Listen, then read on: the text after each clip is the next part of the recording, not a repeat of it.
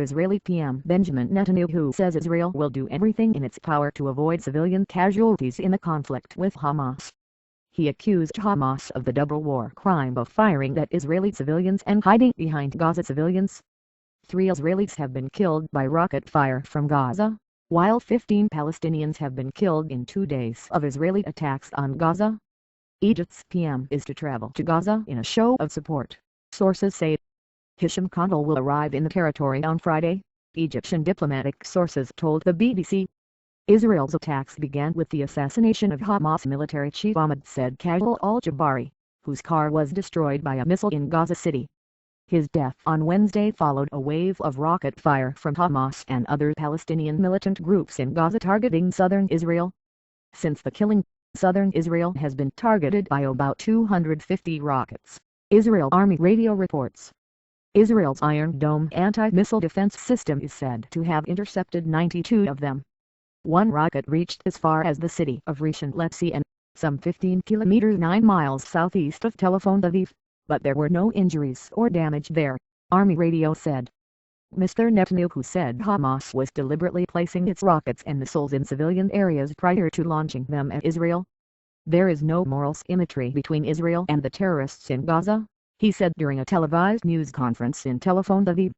Hamas deliberately targets our children and they deliberately place their rockets next to their children. Now, despite this reality, and it's a difficult reality, Israel will continue to do everything in its power to avoid civilian casualties. He added that Israel would take whatever action is necessary to defend its citizens. The 3 Israelis, 2 women and a man, were killed on the top floor of a 4-story building in the town of Kiryat Malachite, about 25 kilometers 15 miles north of Gaza, that was hit on Thursday morning. They were the first Israeli fatalities in this latest round of violence.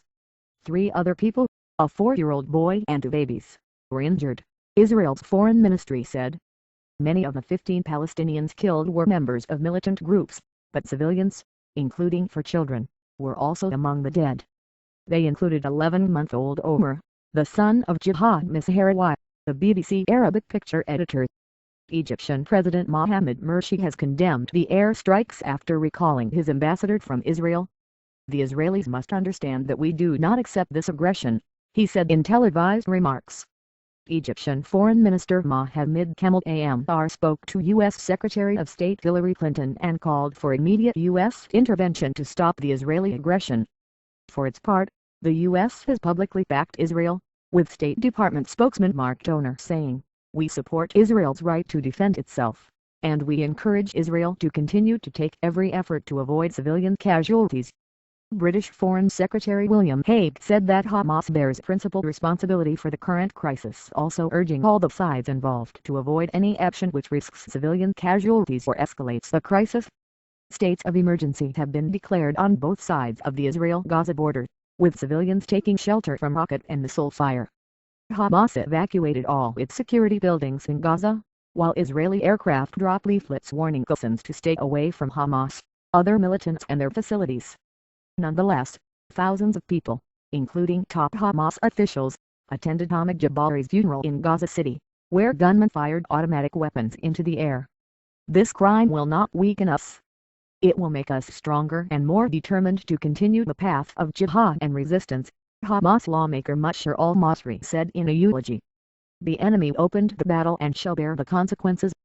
In southern Israel, where more than 1 million Israelis live within rocket range, schools and shopping centers were closed and people living in areas along the frontier were ordered to stay at home instead of going to work. Israel's aerial and naval bombardment of the Hamas-run Gaza Strip is its most intense assault on the Palestinian territory since it launched a full-scale invasion 4 years ago, also in response to rocket fire.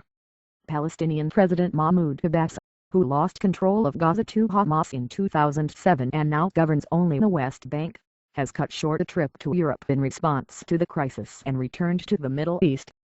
Arab League foreign ministers say they will meet in emergency session on Friday to discuss the escalating violence.